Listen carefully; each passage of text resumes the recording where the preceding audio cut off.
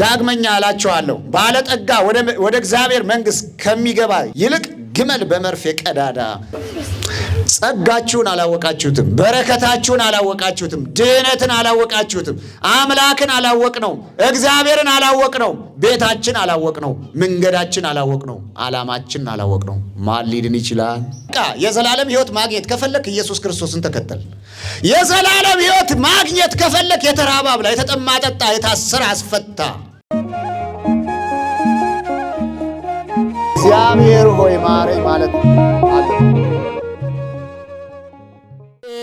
ቤሎ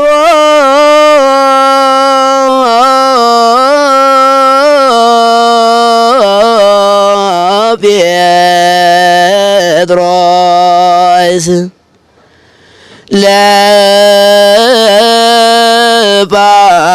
ለባው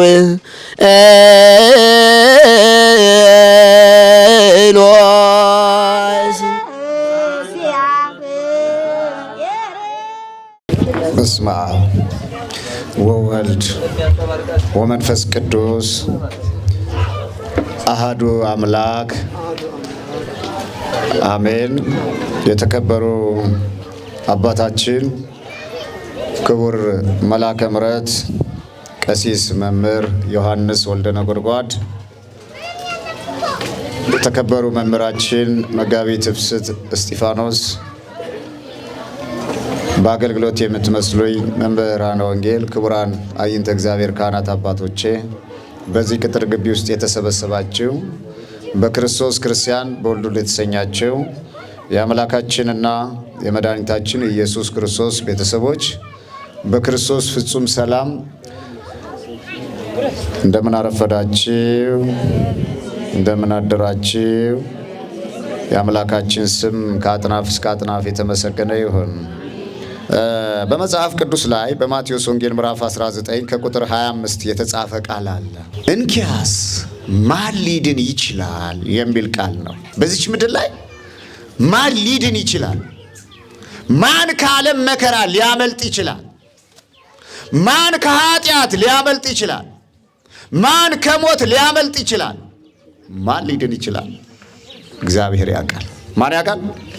የነገሩ መነሻ በዚህ በማቴዎስ ወንጌል ላይ ተጽፎ የምናገኘው አንድ ቃል አለ። ይሄ ቃል ምንድነው? ጌታችን አምላካችን መድኃኒታችን ኢየሱስ ክርስቶስ እነሆ አንድ ሰው ወደሱ መጣና ጥያቄ ጠየቀው። እነሆ አንድ ሰው ቀርቦ መምህር ሆይ አለው። ማን ነው እንደዛ የሚለው? ኢየሱስ ክርስቶስን ነው። መምህር ሆይ አለው፣ የዘላለም ሕይወት እንዳገኝ ምን መልካም ነገር ላድርግ አለው። የዘላለም ሕይወትን እንዳገኝ ምን መልካም ነገር ልስራ? የዘላለም ሕይወት የሚገኘው መልካም ነገር በመስራት እንደሆነ መጽሐፍ ቅዱስ እየተናገረ ነው። የዘላለም ሕይወት የሚገኘው መልካም ነገር በመስራት ነው። ምን በመስራት ነው? መልካም ነገር። እነዛ መልካም ነገሮች እነማን ናቸው? የመጀመሪያው ንስሐ መግባት ነው። ከጥፋት መቆጠብ ነው። ከኃጢአት መቆጠብ ነው። ከበደል መቆጠብ ነው። ርካሽ ከሆነ ነገር መቆጠብ ነው። እግዚአብሔርን መከተል የቤተ ክርስቲያን ልጅ መሆን ነው። የዘላለም ሕይወትን ለመውረስ የመጀመሪያው የመንደርደሪያ ፕሮግራም ይሄ ነው። ቀጥሎ ያለውስ የተራበ ማብላት ነው። ከመጠን በላይ ብንበላ እንደዚህ ቦርጫም መሆን ነው። ምን ያደርጋል? መሶግሶግ ምን ያደርጋል? ከአቅም በላይ መመገብ ምን ያደርጋል? የተራበ ሰው እኮ አለ። ከአቅም በላይ መጠጣት ምን ያደርጋል? የተጠማ ሰው እኮ አለ። የተቸገረ ሰው አለ። የተራበ ማብላት ወሳኝነት አለው። ከኔ ጋር ናችሁ? ስለዚህ የመጀመሪያው የተራበ ማብላት ሲሆን ቀጥሎ የታረዘ ማልበስ ነው። ሶስተኛው የታመመ መጠየቅ፣ አራተኛው የታሰረ ማስፈታት ነው። እነዚህን የሚያደርጉ ሰዎች ከእግዚአብሔር መንፈስ ቅዱስ ጉያ አይርቁም። የእግዚአብሔር ጸጋ መንፈስ ቅዱስ በሕይወታቸው ነው። የሰማይና የምድርን በረከት ይወርሳሉ። ከኔ ጋር ናቸው? የሰማይና የምድርን በረከት ይወርሳሉ። 10 እንጀራ ጋግረሽ በእንተ ስሟ ለማርያም እያለ በውጭ ሲቆም አንደኛው ቢጎልብኝ ስምቲ ከሆነ ጠቅላላ ህይወትሽ ይጎላል። እኔ ግልጽ ልንገርሽ፣ ከ10 እንጀራ 1 እንጀራ ይጎላል ብለሽ እምትንቆጣቆጭ ከሆነ ዛሬ 10 እንጀራ አለ፣ ነገ 10 እንጀራ ላይኖር ይችላል። ታዩ የእንጀራውን የጤና ጉድለት ይመጣል።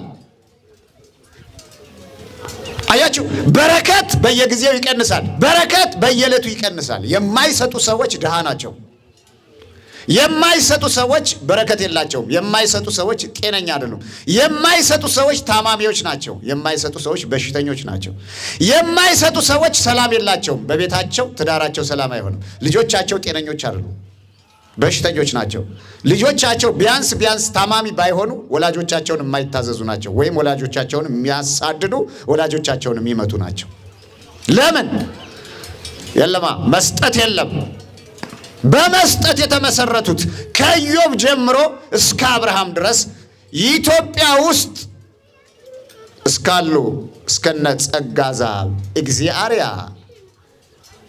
ክርስቶስ ሰምራ ኢትዮጵያ ውስጥ አገራችን ላይ ስፍር ቁጥር የላቸው ገድላቸው ያልተጻፈ ክርስቲያኖች ለተራበ የሚያበሉ ተመልከቱ፣ ለተጠማ የሚያጠጡ፣ ቀደው የሚያለብሱ ማን ሊድን ይችላል? እዩት እስኪ። ሕፃናት በየቱቦና በየሽንት ቤቱ ወድቀው ትዳር ባዶ። አቤት ትዳር! ሲጀመር በቤታችሁ እንግዳ የማታስገቡ ሰዎች ትዳራችሁ ትዳር አይደለም። የተራበ የማታበሉ ሰዎች ቢያንስ በወር 1 ቀን ለአንድ ሰው ምግብ ካልበላ ትዳራችሁ መንፈስ ቅዱስ ወደ ቤት አይመጣም። እግዚአብሔር ወደ ቤት አይመጣም። እንዴት ሊሆን ይችላል? ማን ሊድን ይችላል? ገና ተስገብግበን ቤተ ክርስቲያን ስትለመኑ የሚያንጠዘጥዛችሁ የሚያንገበግባችሁ በቃ ብላችሁ ጀሮአችሁን የምትዘጉ ሰዎች አላችሁ። እንደዚህ ስትወለዱ እዚች ቤተ ክርስቲያን እንደመጣችሁት አይደለም። ስትሞቱስ ንገሩኝ፣ እዚች ነው የምትመጡት። ጸጋችሁን አላወቃችሁትም፣ በረከታችሁን አላወቃችሁትም፣ ድህነትን አላወቃችሁትም፣ አምላክን አላወቅነው፣ እግዚአብሔርን አላወቅነው፣ ቤታችን አላወቅነው፣ መንገዳችን አላወቅነው፣ ዓላማችን አላወቅነው። ማን ሊድን ይችላል? ከባድ ነው። እስኪ እከሌ ይጸድቃል ብላችሁ ጠቁሙኝ። እስኪ የሚጠቁመኝ አለ? ማን ሊድን ይችላል? ከባድ ነው። ስለዚህ ወደ ቀደመው ነገር እንሂድ። መልካም ነገር ለማድረግ ምን ማድረግ ይገባኛል ሲለው ጌታችን ኢየሱስ ክርስቶስ ለመዳን የዘላለም ሕይወትን ለመውረስ መልካም ነገር ለማድረግ ምን ላድርግ ንገረኝ አለው። እርሱም ኢየሱስ ክርስቶስ መለሰለት፣ መልካም ነገር ስለምን ትጠይቀኛለህ አለው። አዎ ጌታችን ኢየሱስ ክርስቶስ ነው። ስለ መልካም ነገር ለምን ጠየቀኝ አለው። ለምን ትጠይቀኛለህ አለው። መልካም የሆነ አንድ ነው።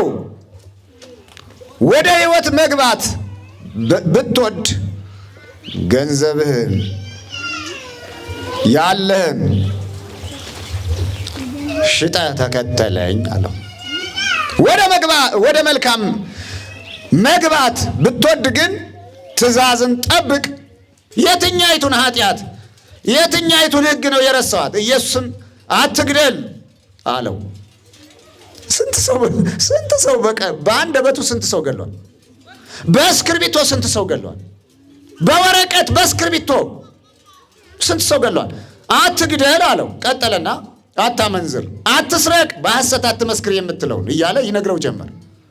አሁን ይቆጥራል። አትግደል የሚለውን እኔ አልገደልኩም እስካሁን ይላል። አልገደልኩም። ከዛ ቀጥሎ አታመንዝር፣ አይ ከባለቤቴ ውጭ እኔን ከሌላ ሴት እጅ አላውቅም እያለ ያስባል። አትስረቅ ይላል። ግራ ተጋባ። ሰርቄ ይሆን? ራሱ የማያምን ትውልድ እኮ ነው ያለው። ራሱን የማያምን ትውልድ። እንዴ ነጋዴዎች፣ በእውነት እስኪ ልንገራችሁ፣ ነጋዴዎች 100 ብር ሰጠው ብሎ አንድ ሰው 200 ብር ቢሰጣችሁ ትመልሳላችሁ? ትመልሳላችሁ? ማርያምን በሉ።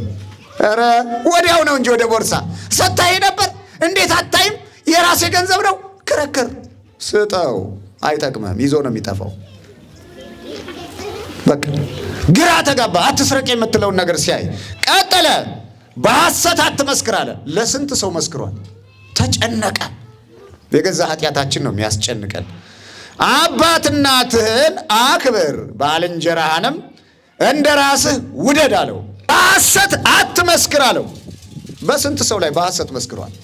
በሐሰት ስንመሰክር ያላየነውን ቀምመን አባስተን ደምረን ስንናገር በወሬ ስንቱ አለቀ።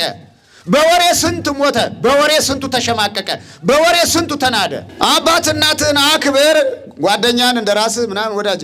እናት አባት መከበር ካቆመ መቼ ቀር አይደለም እንዴ? ቀር አይደለም እንዴ?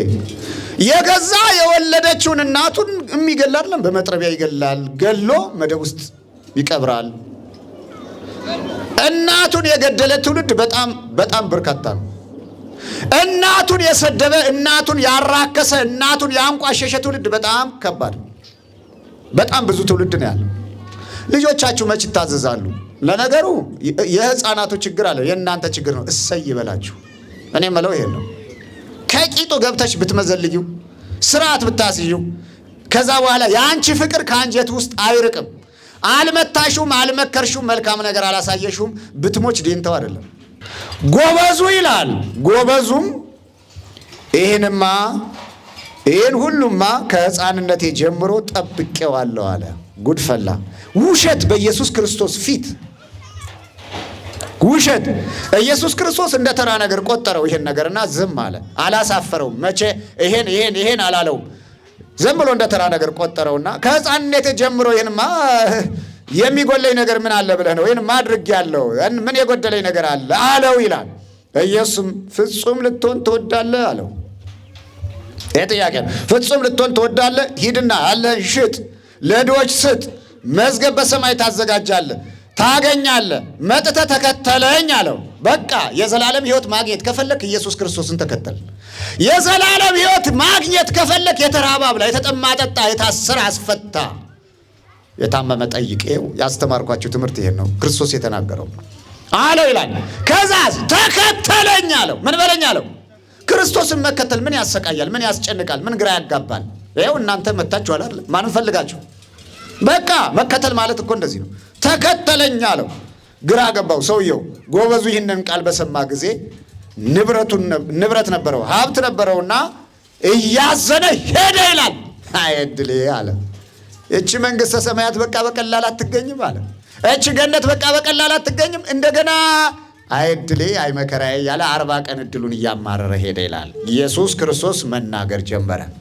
ይህን ቃል እየተናገረ ባለጸጋው ሲሄድ ኢየሱስም ለደቀ መዛሙርቱ ዞር አለና እውነት እውነት እላችኋለሁ ለባለጠጋ ወደ መንግስተ ሰማያት መግባት ጭንቅ ነው አለ። ምንድን ነው ጭንቅ ነው? ምን ያስጨንቃል? ሀብትህ ነው የሚያስጨንቅህ። አየህ፣ ክብርህ ጉሮሮን ያንቃል። ባለጸግነትህ ጉሮሮን ያንቃል። ስለዚህ ጭንቅ ነው አለ። በገንዘብ ምክንያት ተጨነቀ፣ ጨነቀው፣ ጭንቅ ነው አለው። ለደቀ መዛሙርቱ ነገራቸው። ጭንቅ ነው በእውነት ወደ መንግስተ ሰማያት ለመግባት በጣም ከባድ ነው፣ ጭንቅ ነው አላቸው። ዳግመኛ አላቸዋለሁ ባለጠጋ ወደ እግዚአብሔር መንግስት ከሚገባ ይልቅ ግመል በመርፌ ቀዳዳ ቢገባ ይቀላል፣ ቢሾልክ ይቀላል ሲላቸው ደነበሩ፣ ሁሉም ደነገጡ። አያችሁ፣ ባለጸጋ በመርፌ ቀዳዳ እንዴ! ግመልን የሚያክል ነገር በመርፌ ቀዳዳ። ባለጸጋ መንግስተ ሰማያትን ካልወረሰ፣ በገንዘቡ ካልዳነ፣ የተራበ ካላበላ፣ የተጠማ ካላጠጣ፣ የታረዘ ካላለበሰ፣ ለሰው ካላዘነ ባለጸጋ አይድንም ማለት ነው። ተጨነቁ፣ ሁሉም ግራ ተጋቡ። ስለዚህ ደቀ መዛሙርቱ ሰምተው እጅግ ተገረሙና እንኪያስ ታዲያ ማን ሊድን ይችላል አሉት። እስኪ ማን ሊድን ይችላል በሉ እስኪ። ታዲያ ማን ሊድን ይችላል? እኛ ሁሉን ትተን ተከተልነ። ታዲያ ማን ሊድን ይችላል? ሀብት ንብረታችንን ጥለን ተከተልነ፣ ትዳራችንን ጥለን ተከተልነ፣ ከነ ቤተሰቦቻችን ተከተልነ፣ ሁላችን ተከተልነ። ታዲያ ማን ሊድን ይችላል? ጌታችን ኢየሱስ ክርስቶስ መልስ አለው። አምላካችን መልስ አለው። እኛ ነን መልስ የሌለን እንጂ ስንጠየቅ መልስ የሌለን እኛ ብቻ ነን። ማን ሊድል ይችላል ለሚለው መልስ ኢየሱስም እነርሱን ተመልክቶ ይህ በሰው ዘንድ አይቻልም፣ በእግዚአብሔር ዘንድ ግን ሁሉ ይቻላል አለ። በማን ዘንድ ይቻላል? እግዚአብሔርን አመስግኑት። በእውነት እኔ ልጨነቅላችሁ ተጨንቃችሁ ነበር። እንደው ማን ሊድን ይችላል? ከዛስ ይህ ነገር በሰው ዘንድ አይቻልም፣ በማን ዘንድ ይቻላል? በእግዚአብሔር ዘንድ ሁሉ ይቻላል። እኔንም ኃጢአቴን እየተወልኝ፣ በደሌን እየተወልኝ፣ እርኩሰቴን እየተወልኝ፣ ክፋቴን እየተወልኝ፣ ገበናዬን ሸፍኖ አሳልፎኛው በሰገነቱ በዚህ በመድረኩ አቁሞኛል።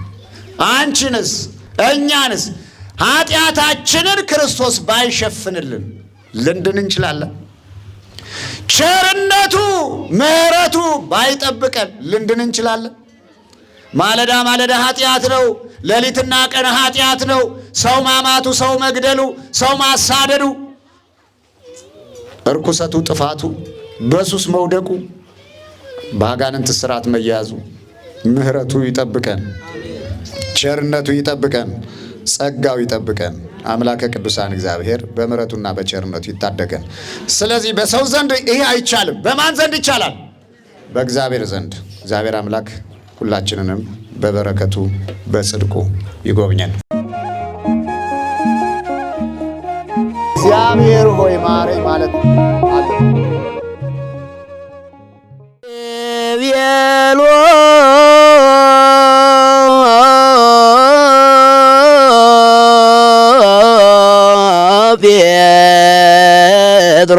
ጴጥሮስ